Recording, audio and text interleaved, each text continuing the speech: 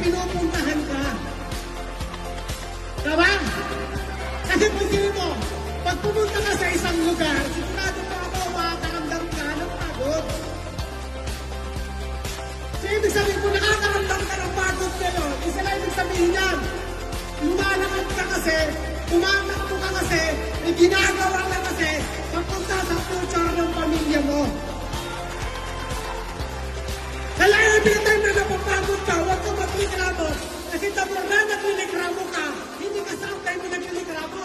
Hindi ka sa ulo naglilikramo. Naglilikramo ka sa pamilya mo. Diba?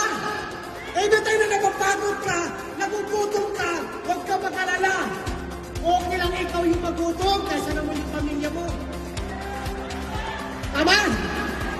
Kaya ikaw ang nandito ngayon, kaya ikaw ang nilagay ngayon, kasi alam ng Panginoon Diyos Ama na walang ibang magpapabusog darating antay sa pamilya mo kundi ikaw. Kaya tandaan mo, tiis-tiis lang. Sabi mo sa katabi mo, upline! Upline! Tiis